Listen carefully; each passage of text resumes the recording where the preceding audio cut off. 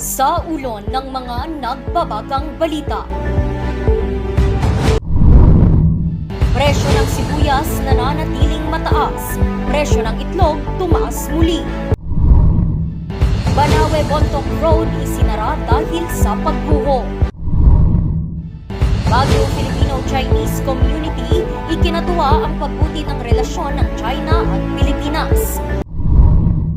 At sa on-a-cup na negosyo alok sa mga gustong kumita ngayong 2023.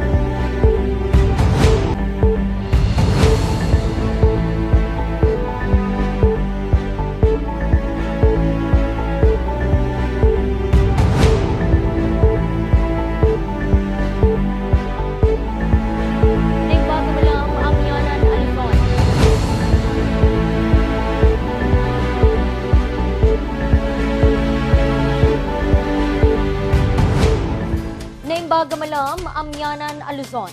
Narito na ang mga bago at may init na mga balita. Kasabay ng hindi bumababang presyo ng sibuyas sa merkado, ang patuloy naman na pagtaas ng presyo ng itlog. Iniinda ito ngayon, hindi lamang ng mga mamimili, ngunit pati mga tindero. Narito ang balita. Isang bundle ng lasuna. Ito raw muna ang pagtitiisan ng pamilya ni Rowena na ihalo sa kanilang mga pagkain. Kumpara kasi sa sibuyas na umaabot sa 350 hanggang 700 pesos kada kilo, malayong mas mura ang presyo ng lasuna. Siyempre mas malasa yung isang klase yung dati kaysa sa lasuna. Pero sa hirap ng buhay. Kapilitan nakakapit di ganito ang bibilhin.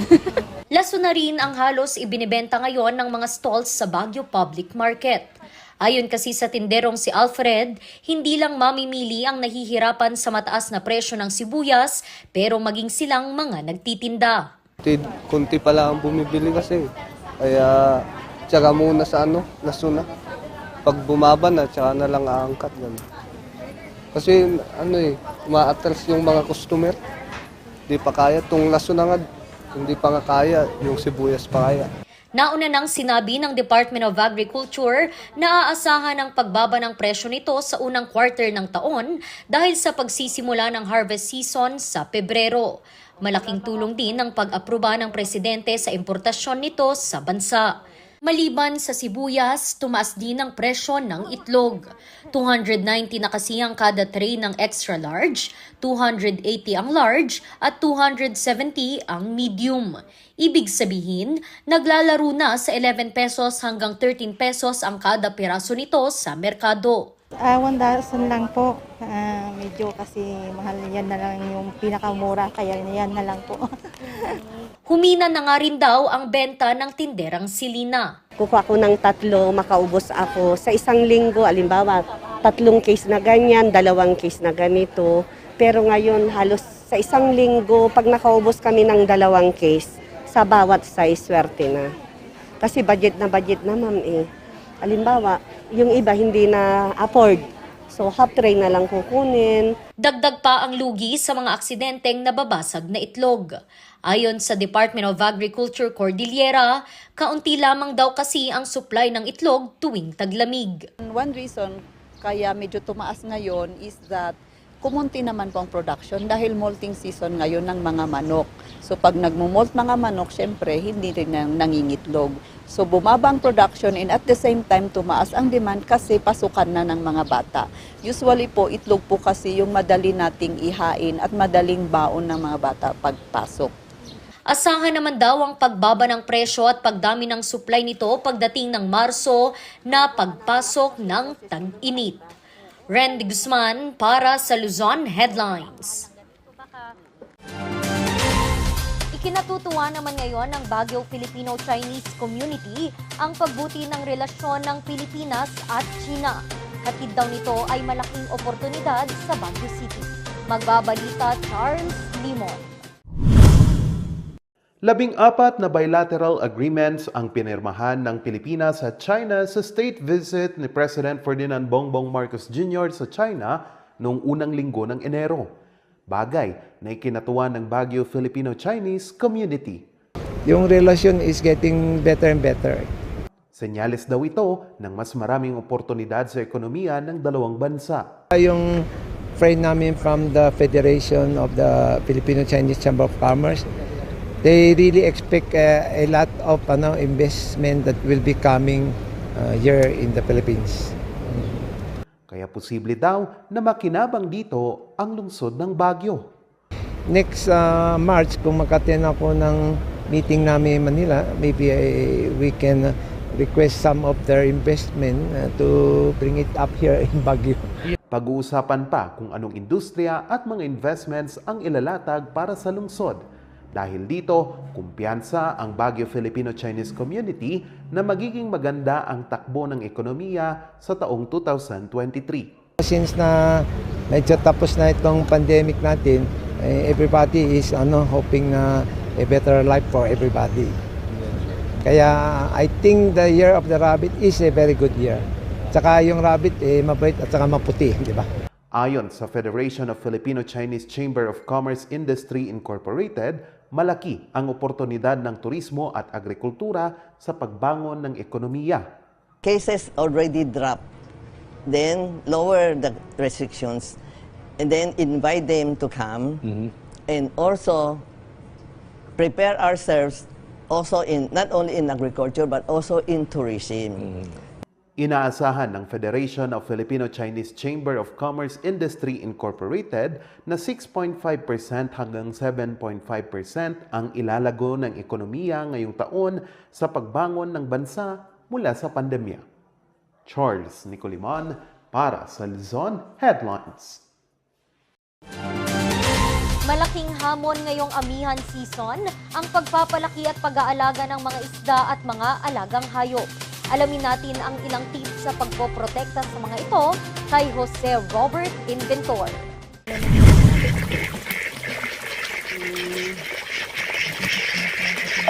Sa mahal ng mga bilihin ngayon sa kanyang backyard farm sa Tip Top Mines View, Baguio City, umaasa si Michael.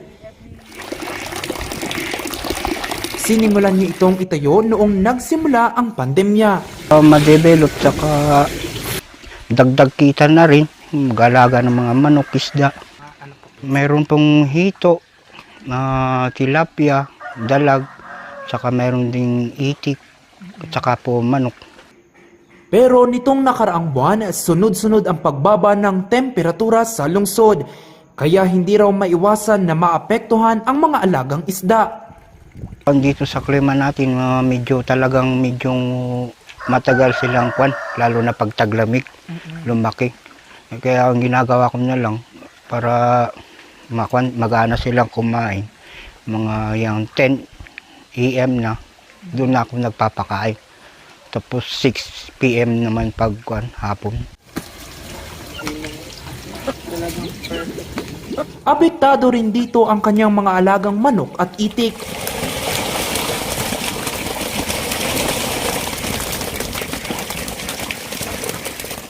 Yung talagang may stress ka lang, yung may magkakasakit, may mamamatay.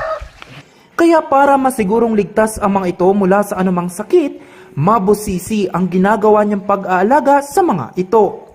Palaging malinis yung mga tubig nila, pagkainan nila. Araw-araw na pinapalitan yung mga tubig, inumin nila. Para hindi gaano magkasakit. Pag tag-ulan naman, kailangan nilalagyan din nila ng vitamina para iwas magsipon. Madalas kasi pag tag-ulan, doon sila maraming nagkakasakit. Sa ngayon, mayroon siyang 5 fish ponds at balak pa niya itong dagdagan sa pagpapaganda ng kanyang farm. Unti-unti na din kasing nakikilala ang kanyang farm bilang agri-tourism site. Man sir, lalo na pag masisigla yung natatanggal rin yung pagod mo. Pawala din naman ng yan. May stress ganun. Pwede kasing manghuli ang mga turista ng isda at kumain habang ini-enjoy ang magandang tanawin. Bukas ang kanyang farm para sa mga turista mula alas 6 ng umaga hanggang alas 6 ng gabi.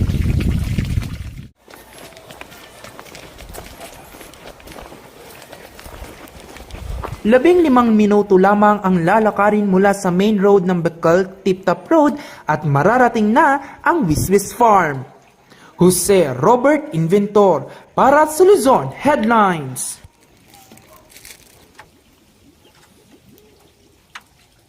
Ang bahaging ito ay hatid sa inyo ng King's Vita Plus Animal Feed Supplement. Alagang King's Vita Plus, kikita ka na, aasenso ka pa. Susunod, Banawe Bontoc Road isinara dahil sa pagguho. Yan at iba pang mga balita. Abangan!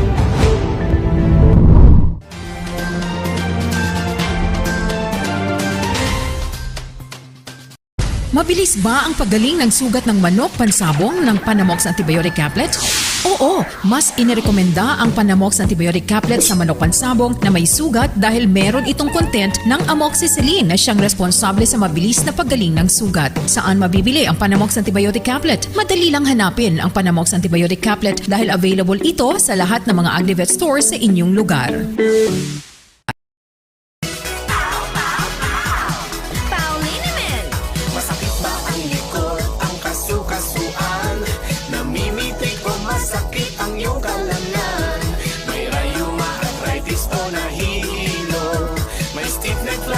So masakit ang ulo sa Pauliniment yung haway garantisado.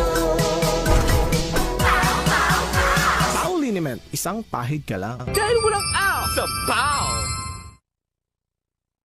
Bulok, maliliit at hindi ba malusog ang inyong mga halaman? Omega Green ang kasagutan. Ihalo lang ang 2 kutsara nito sa isang maliit na container at kaunting tubig. Pagkatapos ay ihalo sa knapsack sprayer at pwede na itong spray sa mga pananim. Meron itong nitrogen, phosphorus, magnesium, copper at zinc na tumutulong sa pagpapaganda at pagpapabilis ng tubo, pagpapanatili ng nutrisyon, mas malagong mga dahon at panlaban sa mga sakit ng mga halaman. Hindi rin ito nakasasama sa kapaligiran. Pwede rin ito sa kahit anong klase ng halaman, mapa highland crops o lowland crops. Omega Green by Encam Agri-Marketing, the ultimate friend of farmers.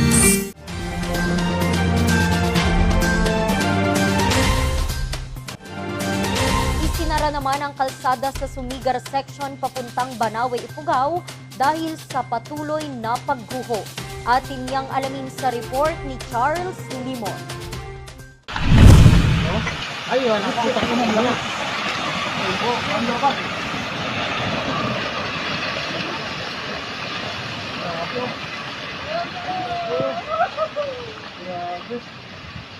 Ikinagulat ng ilang motorista kahapon ang pagguho ng parte ng bundok na ito sa kahabaan ng Banawe Bontoc Road sa Sumigar section sa Banawe, Ifugao.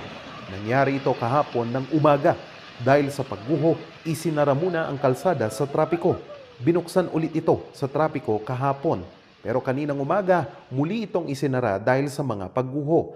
Ayon sa Banawe PNP, nagsimula ang pagguho ng lupa sa nasabing bahagi ng kalsada noong Sabado. Nakaantabay naman ang Banawe LDRRMC at Banawe PNP para sa mga karagdagang clearing operation.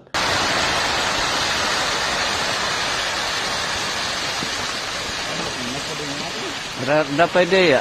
Apa ini?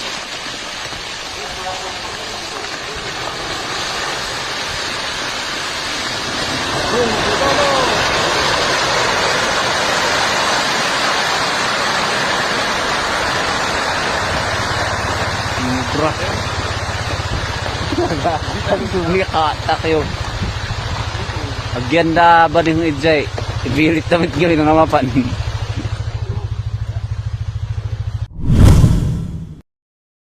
Sa Barangay Tuplak sa bayan naman ng Kiangan, Ifugao, pinasinayaan ang Balangon Uggo at Uggo Mapulig Pathway. Ang 2 proyekto ay pinondohan sa ilalim ng DSWD Kalahi CIDSS National Community Driven Development Program at ng Pamalang Bayan ng Kiangan, Ifugao. Nagkakalagang mga ito ng higit 1 milyong piso. Nagtulungan ang mga residente ng Barangay Tuplak sa paggawa ng mga daan. Layon ng proyekto na mapabuti ang transportasyon ng mga produkto sa merkado at magkaroon ng ligtas na daanan ang mga residente. Binigyang pugay naman ni DSWD Regional Director Leo Quintilla ang mga residente sa pagpapakita ng batares o bayanihan at pagtutulungan upang maisakatuparan ang proyekto. Charles Nicolimon para sa Luzon Headlines.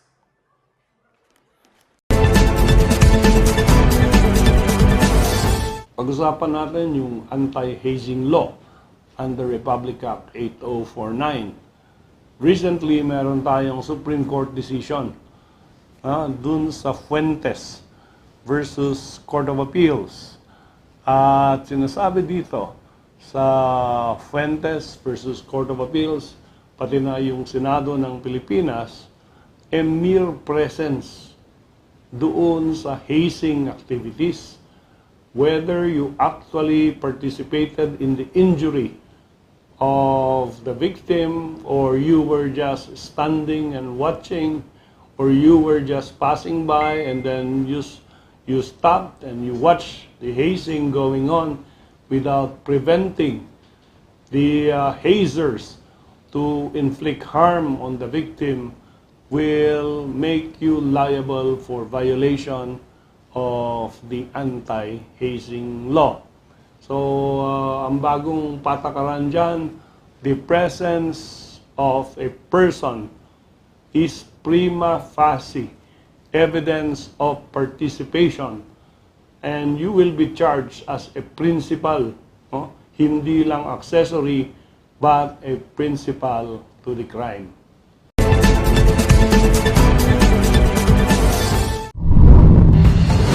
Sunod, pizza on a cup na negosyo, alok sa mga gustong kumita ngayong 2023. Ang detalye abangan sa pagbabalik ng Luzon Headlines.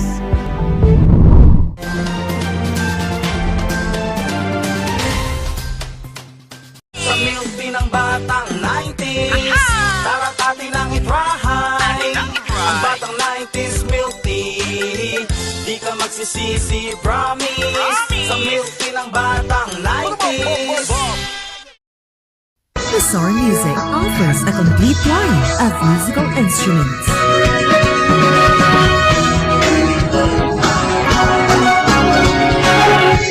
Bizarre Music, Baguio's pioneer in online music and art lessons.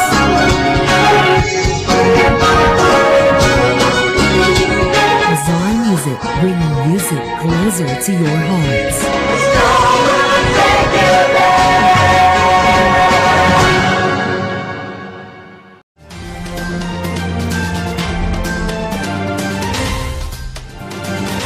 Alok ngayon ng mag-asawa mula sa Baguio City ang negosyong Pizza on a Cup. Hatid nila ito sa mga nais magnegosyo at makabangon sa pagkalugi noong pandemya. May kwento si Jose Robert Inventor. Kaliwat kanan ang pagtaas ng presyo ng mga bilihin, kaya kailangan daw ngayon ang dagdag na kita. Ang mag-asawang Scott sa Baguio City may alok na oportunidad para sa mga gustong magnegosyo. Is that everything's there for you, you're going to make less mistakes, and therefore it makes it less risky, really. You have a team around you of support from the franchisors who are there to help and assist and train. When you start off your own business on a typical business model, you feel very lonely, and that's the difference. I think you have a lot of support with the franchise as opposed to being lonely, setting up your own business from scratch. Alok ng mag-asawa ang negosyong Pizza on a Cup. Swak daw sa masa ang kanilang produkto. I think the Pizza Stack stand out lalo na ngayon sa mga millennials because of the unique concept. Kasi yung concept po ng Pizza Stack is on the go. It's a pizza on a cup, and isa siya sa mga pinaka-unique na mga pizza products na meron kami ngayon. And we have received a lot of comments na sobrang ganda ng concept namin. Malaking tulong daw ito lalo na't sa kaunting halaga lamang ay makapagsisimula na ng sariling negosyo. From the very beginning, me and my wife, we knew that we were onto something different, something novel, and a new concept. It was always our idea from the start, from the moment that we thought of this. And with people's positive comments and compliments, we thought this is going to go big, and therefore we decided from the start, really, this is going to be a franchise. Sa ngayon, mayroon na silang iba't ibang branch sa Baguio City. Mayroon na rin silang branch sa Pangasinan at Batangas. Hangad ng mag-asawang Scott na sa pagpasok ng 2023 ay mas marami pa silang matulungan sa tulong na rin ng franchising. Hangad ng mag-asawang Scott na sa pagpasok ng 2023 ay mas marami pa silang matulungan sa tulong na rin ng franchising. Jose Robert Inventor para sa Luzon Headlines. At yan ang mga balitang nakalap ng Luzon Headlines ngayong araw. Muli, maraming salamat at magandang araw sa ating lahat.